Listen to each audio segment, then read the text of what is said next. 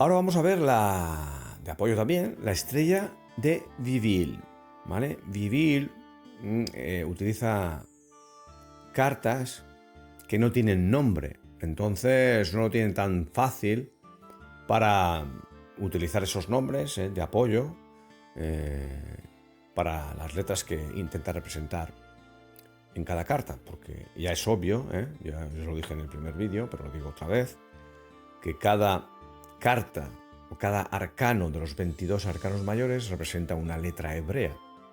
En este caso, la estrella número 17 está representada por la Sadi, que es de la posición 18, ¿vale? No hay una relación entre la posición de la letra y el número de la carta. No hay relación, aunque haya gente que piense que sí, ya os digo yo que no hay relación. Y dice, bueno, los cosacos del zar. Vamos a ver a los cosacos del zar. ¿Y dónde están los cosacos del zar? Porque aquí hay un señor sentado en un trono, con un compás en la mano. Y delante, pues tiene... Está en un trono porque es un rey, delante tiene una torre muy particular. Vamos a verla de cerca, la carta. ¿Ves ahí la torre tan particular que parece que tiene un reloj? Ya habrá gente que si viven en Rusia, cosa que es muy difícil porque esto difícilmente, el que haya vivido en Rusia o que haya estado en Rusia o que conozca la cultura rusa, quizá esté atando cabos de cuál es el personaje que estamos aquí intentando revelar.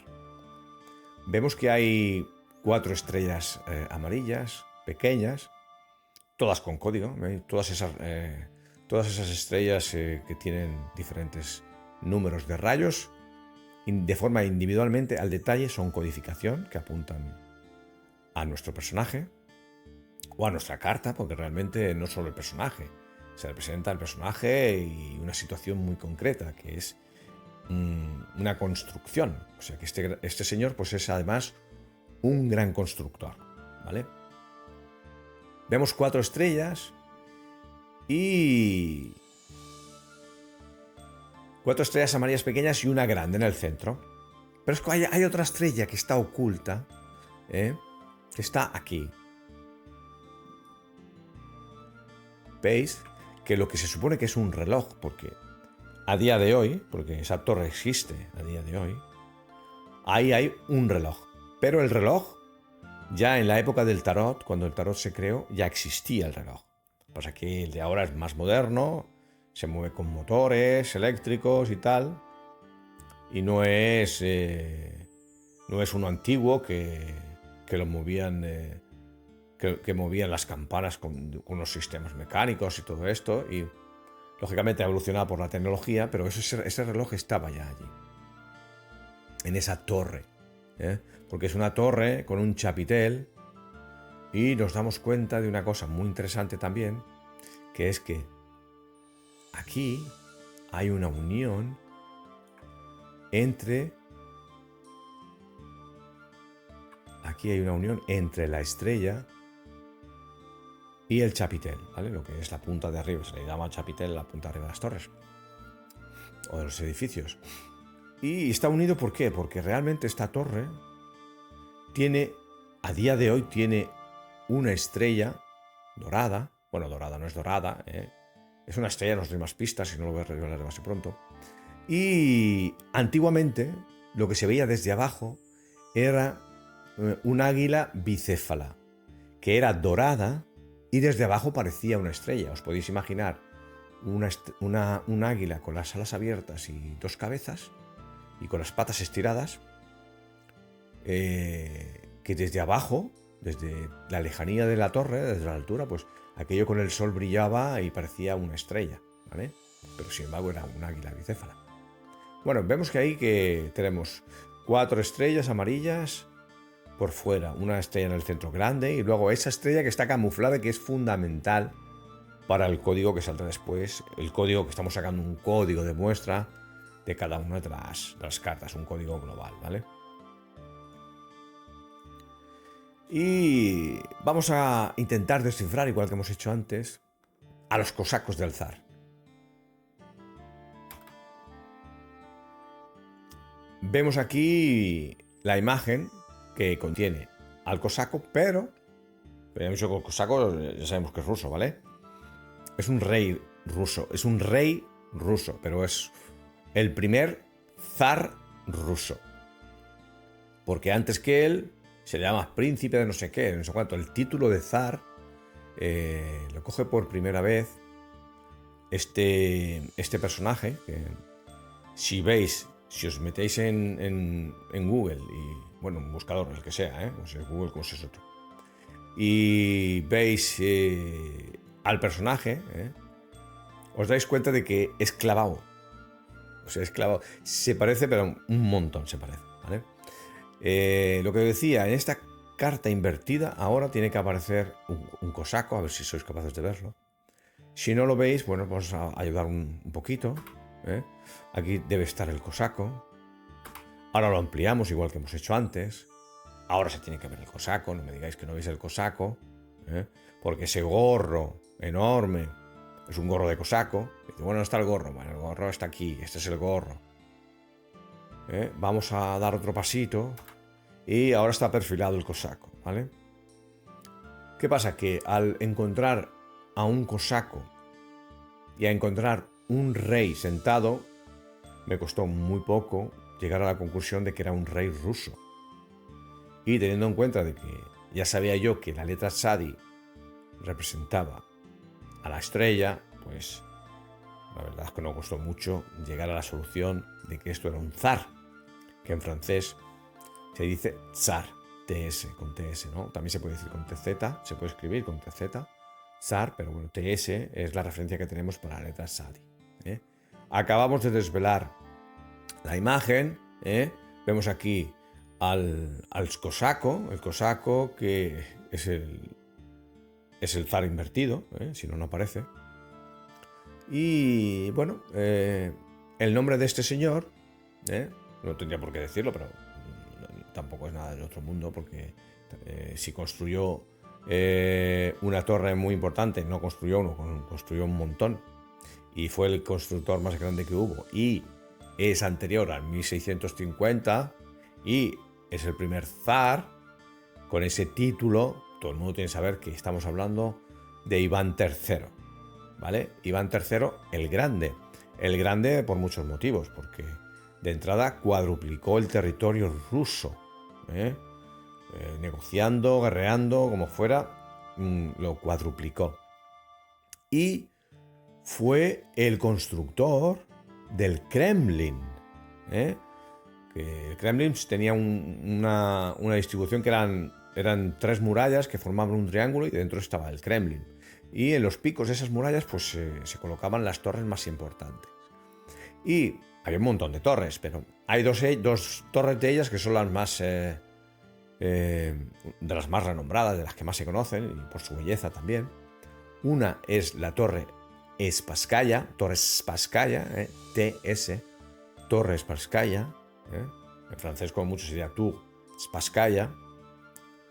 Y Spasskaya también se dice Torre del Salvador, o sea, TS lo mires como lo mires. Y otra muy importante, que es la Torre del Agua. Es una torre que se le llama del Agua. Curiosamente estamos hablando de acuario. Curiosamente tenemos aquí una torre con un reloj, que eso representa la Torre Spasskaya, con el chapitel arriba. La Torre Spasskaya a día de hoy tiene una estrella roja arriba brillante, que fue cambiada por lo que había antes, que era un águila bicéfala. Y vemos que es una especie de fuente, porque la torre chorrea agua. A partir de aquí a la izquierda veis que la torre está chorreando agua. Tiene un reloj, que es la parte que le corresponde a la Spasskaya, y luego el agua, de la Torre del Agua, que se implementó en aquella época para subir con una bomba agua hacia arriba para dejarla caer en los jardines del zar, ¿vale?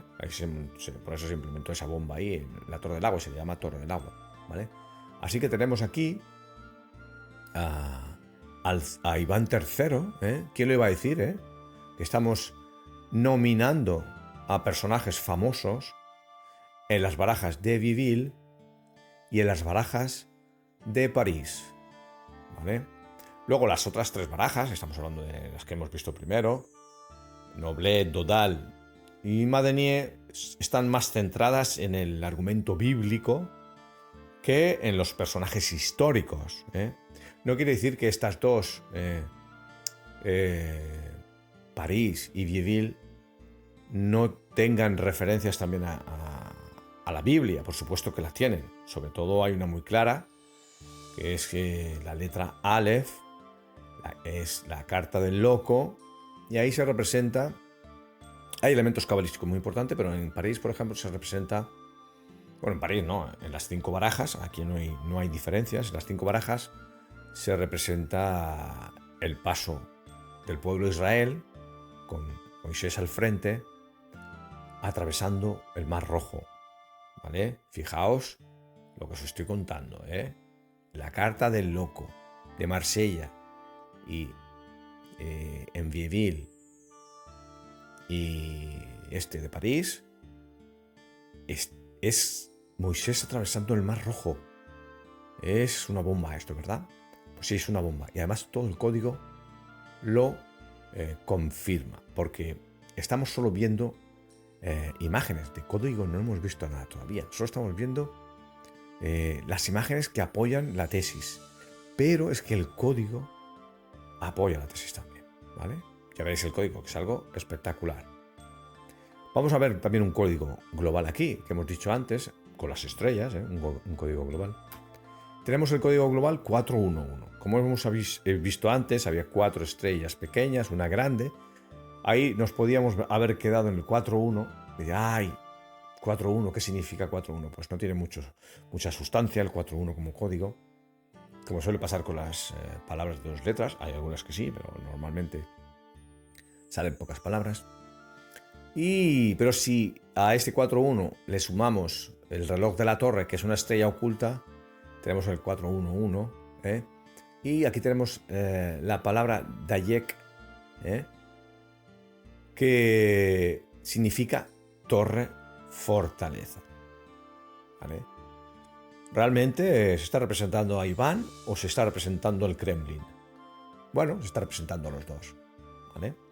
Y este código aquí habla de eso, ¿eh? Hay que pensar que es el código principal, o es el código más claro, porque un código global normalmente pasa eso, que los códigos globales hablan de forma general del tema de la carta, ¿vale?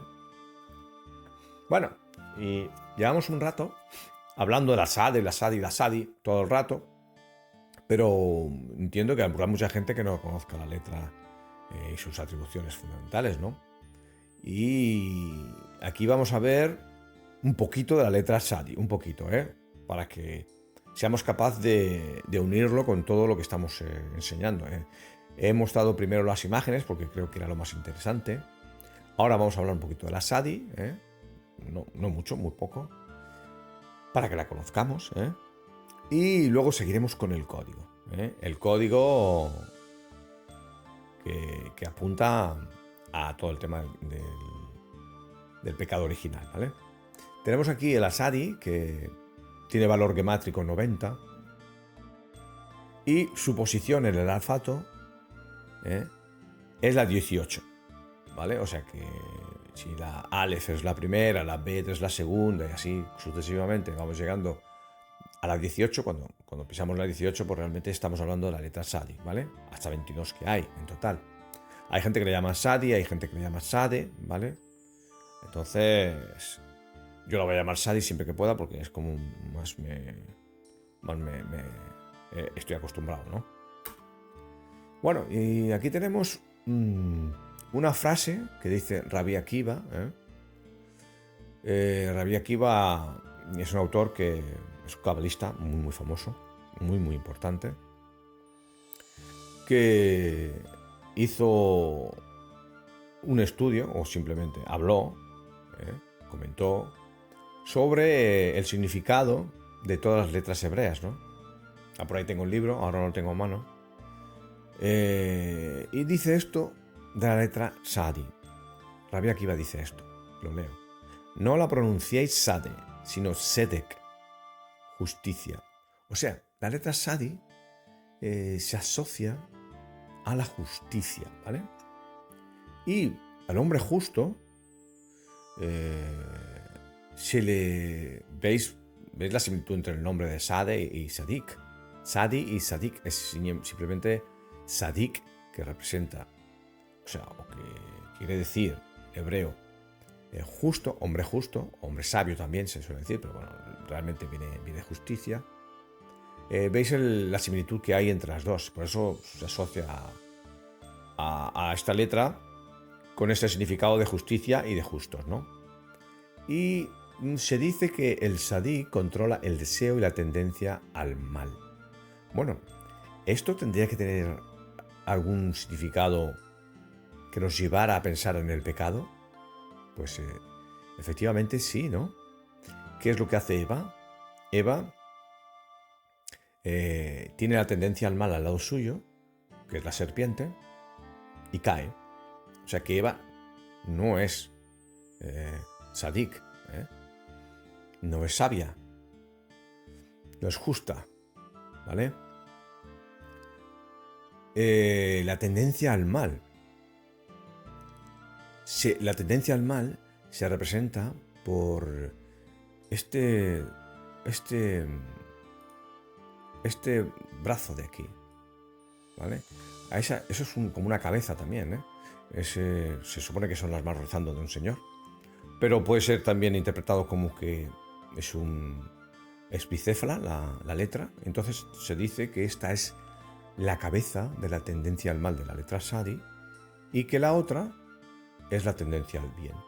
Entonces el Sadik controla la tendencia al mal, ¿vale? También se dice que tiene forma de anzuelo la letra, y que eso es lo que realmente le da esa relación con la tendencia, porque el anzuelo es lo que atrae directamente al pez, ¿vale? Ya hemos visto un poquito cómo es la letra Sadi, ¿vale? Y lo que es impepinable, que nadie lo puede negar, porque esto no se saca de la manga de ningún sitio. Esta unión entre Sadi y Acuario, como he dicho al principio, nos viene del Sefer Yetzirah. El Sefer Yetzirah es un libro muy, muy antiguo, que se supone que escribió Abraham. Fijaos lo que estamos diciendo.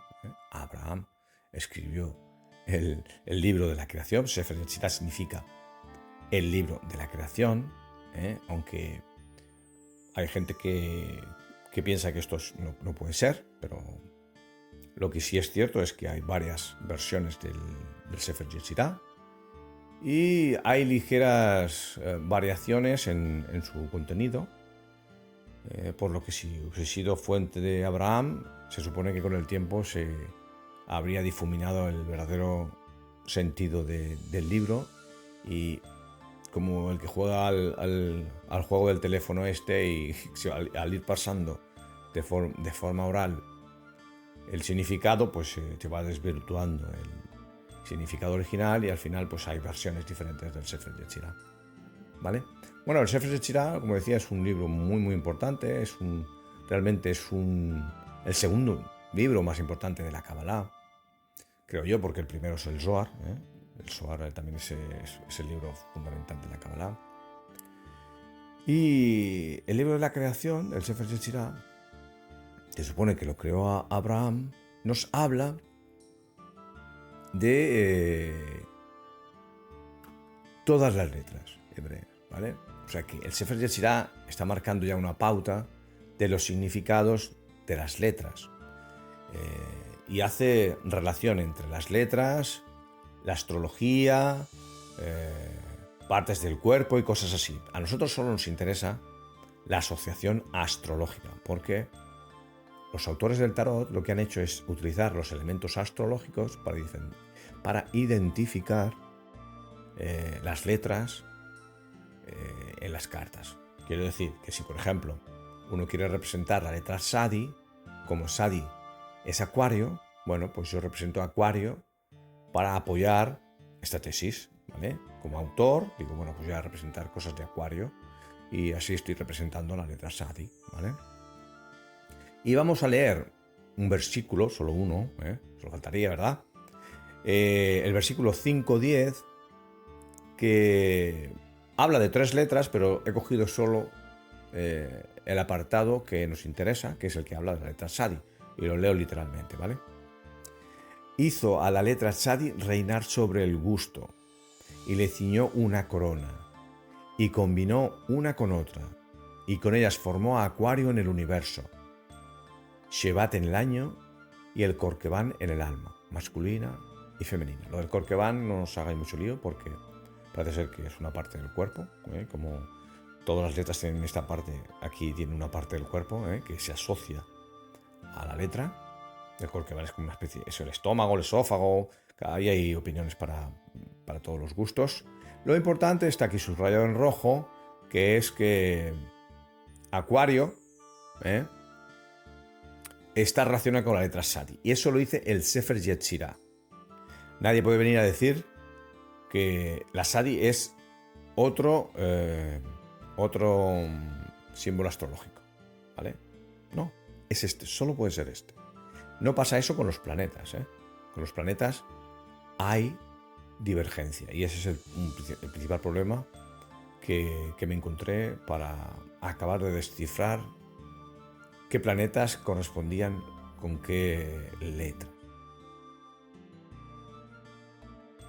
Seguimos avanzando y vemos los títulos. Los títulos. ¿Qué importancia tienen los títulos? Pues tienen una importancia básica y fundamental. Aquí solo hay 4 cartas, sabemos que son 5. Las barajas que tratamos solo hemos puesto 4 porque una de ellas, que es la de Vieville, no pone títulos. Entonces, si vamos a hablar de títulos, lógicamente es absurdo poner aquí la de Vieville que no tiene título, ¿vale? Entonces, vamos a ver cómo gestionan los títulos cada uno de los autores, Y vemos que la de la izquierda, que la de... Eso está equivocado, aquí pone Noblet, pero no es Noblet, es Madenier. Esta es Dodal, esa está bien, y Madenier no es esta es Noblet. O sea, las de Noblet y Madenier, vale, eso es una errata, están intercambiadas, ¿vale? Que no se confunda nadie. Vemos aquí los títulos y vemos que Madenier escribe L'Estoile, ¿vale? L'Estoile es lo mismo que escribe París, L'Estoile. O sea que realmente, si queriese representar la estrella, tendría que haber puesto L'Étoile, como se escribe aquí en amarillo. ¿Veis aquí? Un momentito.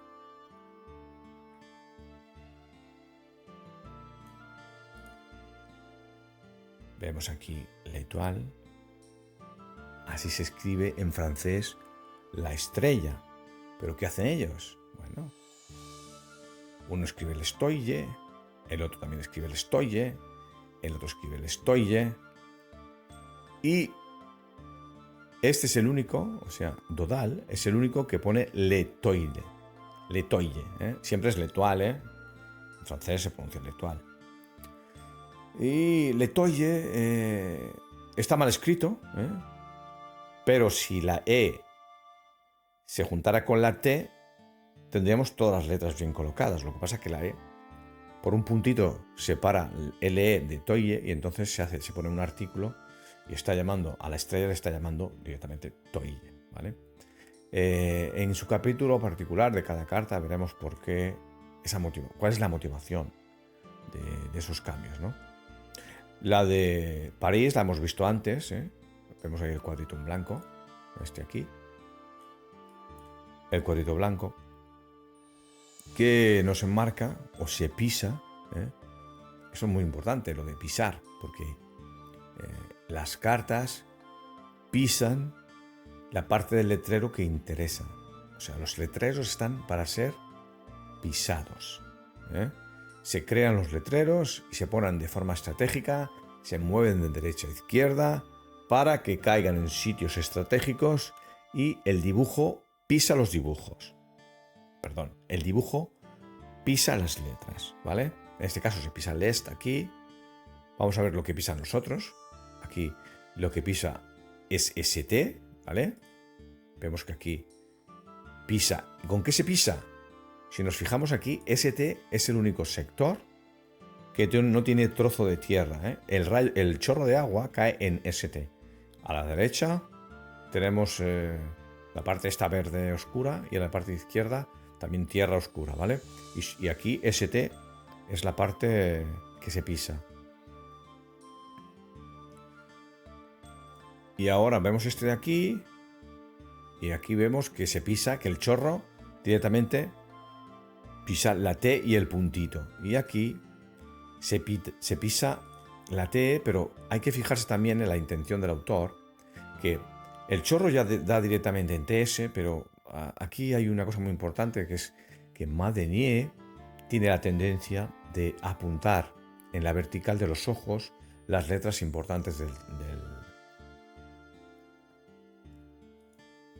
o sea, la letra que se está representando en la carta. ¿Veis ahí que el rayo verde, digo verde, no dejamos todo hoy, el rayo rojo pasa por el centro de la estrella, pasa por los ojos y va a caer en la T y en la S, ¿vale? ¿Veis cómo se pisa el elemento que queremos tener en cuenta de forma velada, porque eso solo lo sabe el iniciado que haya podido estudiar con ellos como maestros, que son, y bueno, vemos que aquí este dibujo tenía la intención de enseñar cómo el autor pisa las letras que le interesa. A veces pisan nombres de cosas que quiere revelar, ¿vale? No solo las letras del alefato, ¿vale? Y modifican los textos de la manera necesaria porque les va bien. Así hay veces que se leen cosas rarísimas y dicen, bueno, ese señor es analfabeto, ¿cómo puede ser que no sepa escribir? No, esto no son analfabetos, son cabalistas. Estamos hablando de Rosacruces, estamos hablando de masones, que eso son gente que el que menos habla latín, seguro, de aquella época. O sea que no son analfabetos y los errores que se supone que cometen en los textos no son tales, Son maniobras, artimañas para representar lo que ellos quieren representar.